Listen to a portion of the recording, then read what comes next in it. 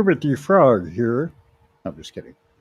Um, this is really a topic I've been wanting to speak to for a while, and one that can give you tremendous freedom. But I'd like to back up a little bit and just talk about some of the ways in which I relate to transformational or evolutionary material. For me, a lot of people are engaged in what I would call transformational masturbation. Um, and that is that they go to courses or they read a book and, they have all these incredible, or they just get engaged in, the intellectuality of it. Insight is important. Understanding the distinctions are critical.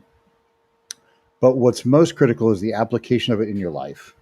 And so, some of these distinctions, people go away, they meditate on them, and then when they return to their normal lives, they experience the same old them. Or maybe you've experienced, maybe not you, but other people, they go away to some transformational weekend and you're thinking they're going to be different when they come back, and maybe they are for a day or two or three, but they keep doing these courses or weekend workshops and what have you, but they remain uniquely them in all of their quirks and not the fun kind either.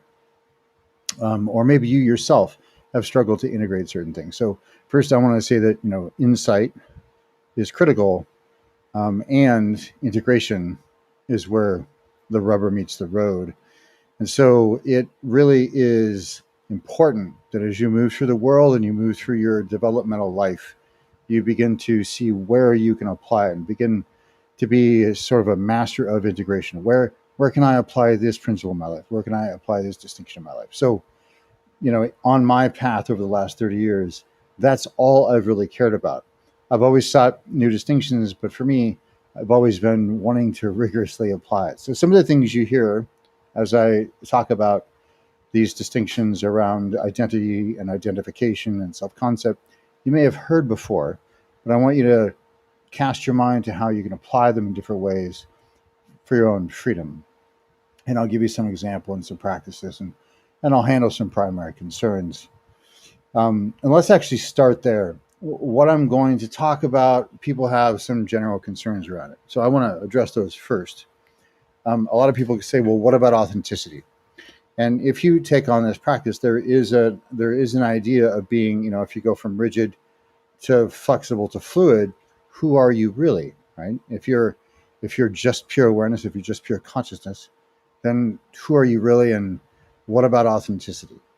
Well, in that moment, if you get there, authenticity really is whatever would best serve in the moment. If you tie this with spiritual practice, if you tie this spiritual practice to spiritual purpose, what is it that you are ultimately in service of, then it becomes even more powerful. And there's no, what most people, not what I would call ego, but what most people call ego in the way. There's no you in the way of you being of service. If you free yourself from that which you think is you, rest in what is truly you, and then you can really be a channel for your purpose in the world, and you can be better of service. So that's one concern that usually comes up with what I'm about to talk about. The other is, well, what happened to you? What are you about your principles? What is it, is if you're just fluid all the time, if you're just consciousness, then what about these really important principles? These things that people will die on hills for. Well, you don't need to let go of your principles, but you find out that a lot of times those principles are beliefs, or they're habits that you've picked up and taken along with you. They're hand-me-down, belief systems. They're not actually parts of who you truly are and who you choose to be in the world, but they're really often things that you're willing to, you're defending something that really doesn't need to be defended if you have less attachment to who you think you are. And the third concern that often comes up is, well, will I lack personality? If you free yourself from all this, what about my expression of personality?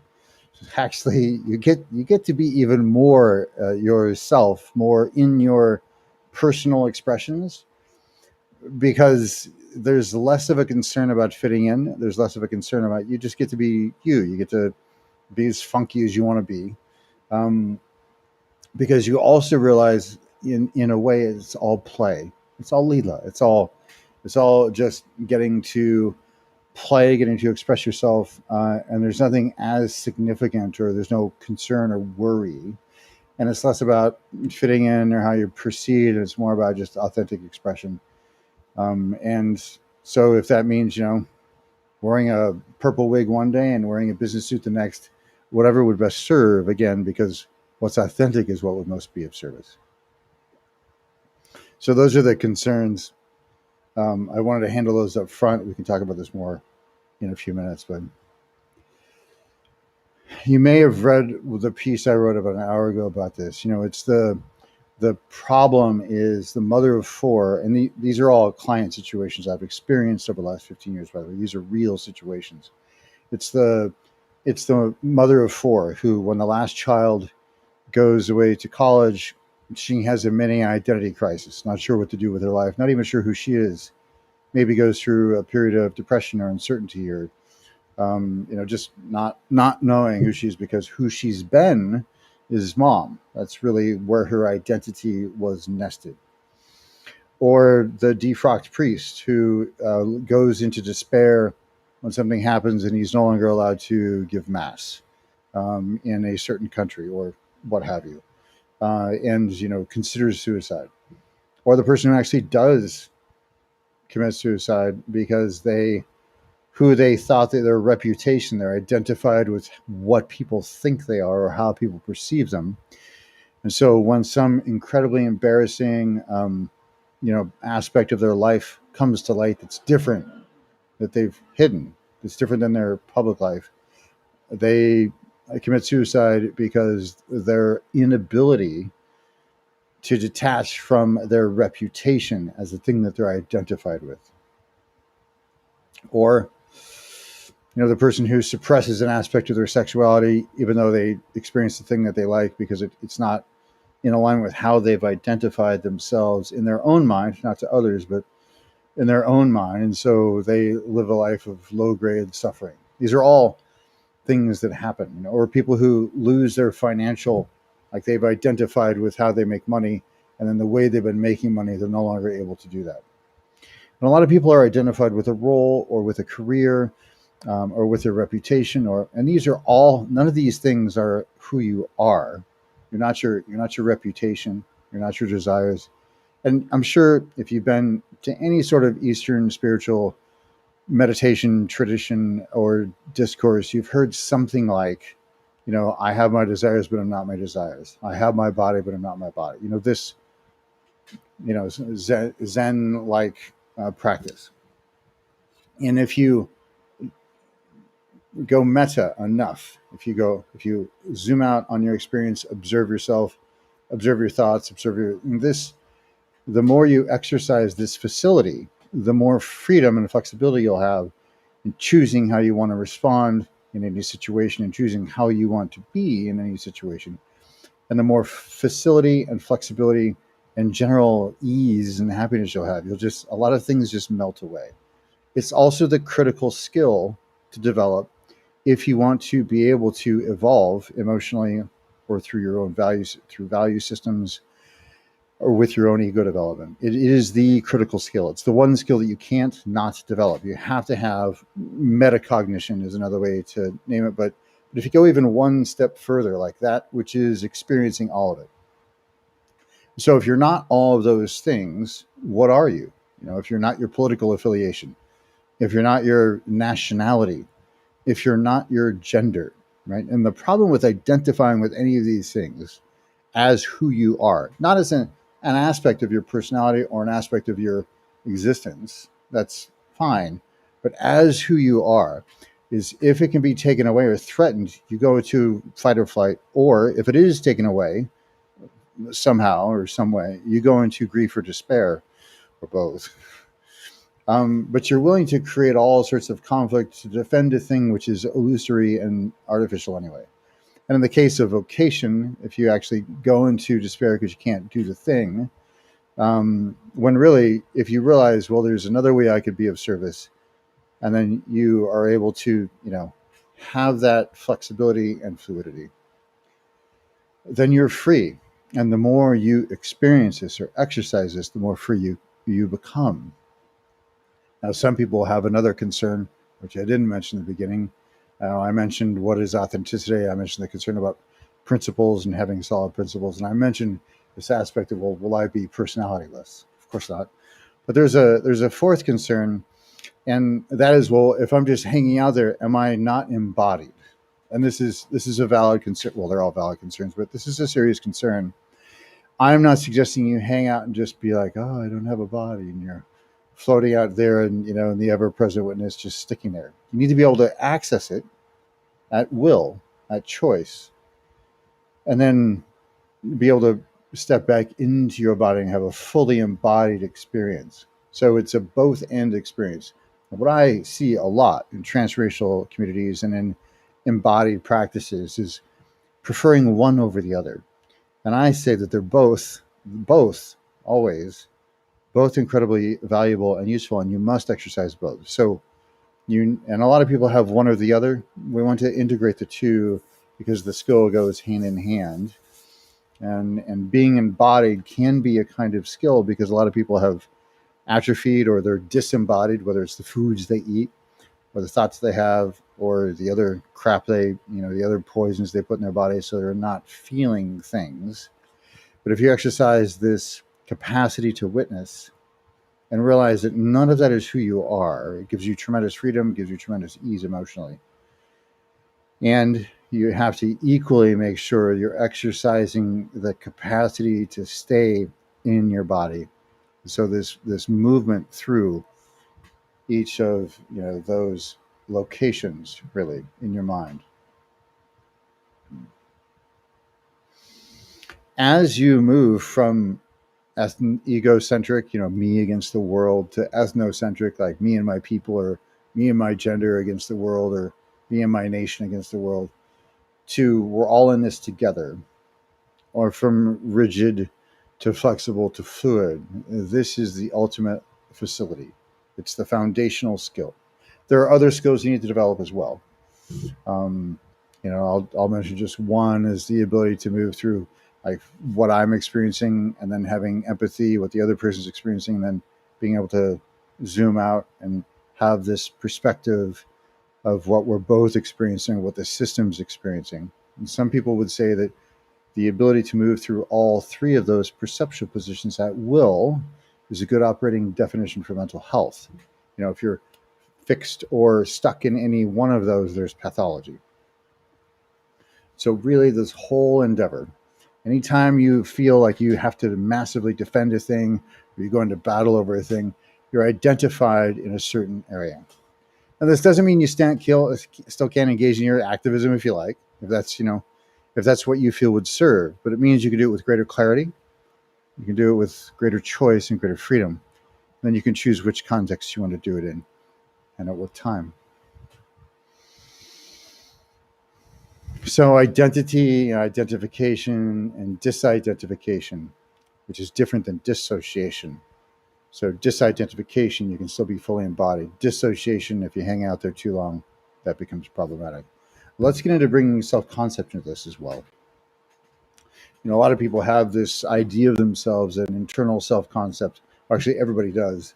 It's just, certain people have it in their awareness to a greater degree or a lesser degree. So if you just close your eyes and you imagine yourself, who you are to be, and just notice how that's represented. Notice the qualities of the image.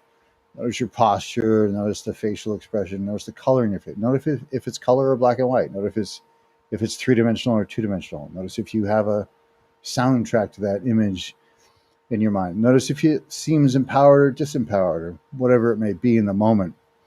But then there's sort of this collage that we have of who we are through time and how we're representing ourselves. And we're responding to that unconsciously most of the time. In fact, 98% of the time, most of what we're responding to is unconscious, out of our awareness, but very real in terms of our internal representations. And so what you can realize is that when you're identified and something gets ripped away from you, and I like to joke, although it is getting tiring, but I like to joke that I've had to reconstruct myself from the ground up, 5 different times in my life. And my transformational path, my evolutionary path began 32 years ago when I was sent to prison for my third felony right before the three strikes law in California. I got released from prison 30 years ago. I had to and I worked on reconstructing my identity, who I was. I wasn't the malicious mischief guy anymore. I was something else. And by the way, it was just stealing brand new sports cars off car lots. Some little lock boxes on the windows. Nobody was hurt. Nobody was harmed in the commission of those crimes. Lots of mischief. Anyway, uh, but I had to reconstruct my identity from the ground up. The childhood needed to become irrelevant. I needed to really work, and I did. I worked on it. It took me several months to internally restructure my self-concept, what my principles were, what my values were, and I consciously designed them and then stepped into that and then lived that way for a while. Right. And then after my divorce, when most of what I thought I was ripped away, some of you know the story, some of you don't, but I was, and I feel very fortunate that I was forced at these junctures to restructure who I thought myself to be. I went from owning a couple of homes and having a nice little retirement nest egg to being homeless, living out of my car just a few months later after my divorce. And that process allowed me to experience the extreme grief and pain of having my identity structures actually ripped away from me, and again had to reconstitute myself from the ground up. Who did I want to be in the world? Who did I want to create myself to be? And then how that's internally represented, right? Being the massive introvert where I was actually terrified to speak to anybody or in front of anybody, and then have to internally seriously look at how I was representing myself in my mind before I gave a presentation or before I approached a stranger, God forbid, and to restructure that until it was no longer part of my identity. Now I'm still an introvert. I still need to recharge once a week, shut everything down and sometimes just lay in bed for a day. But it isn't part of I don't go, well, I can't do that. I'm an introvert, or I can't do, like that. Because I've done this disidentification enough that it's, well, what would serve, what serves my spiritual purpose mixed with this fluidity around who I am in the world based on whatever would serve with my spiritual purpose, which means accelerating the evolution of consciousness on the planet, which means, excuse me, being a service of others. And so who am I that does that is really the question to be asking all the time, right? And of course, those are 3 of 4, 4 major reconstructions I had to do internally on my own self-concept. And the fact that I knew I wasn't any of that, and that I had discovered that in embodied meditation practice. It's not something you can get by reading Eckhart Tolle's The Power of Now, or going to a weekend workshop, or or attending some webinar on the big mind process. Well, maybe that, but it has to be practiced. It has to be an embodied experience of not being that until you realize it all dissolves, and then you have more choice. It's one of my big pet peeves with the whole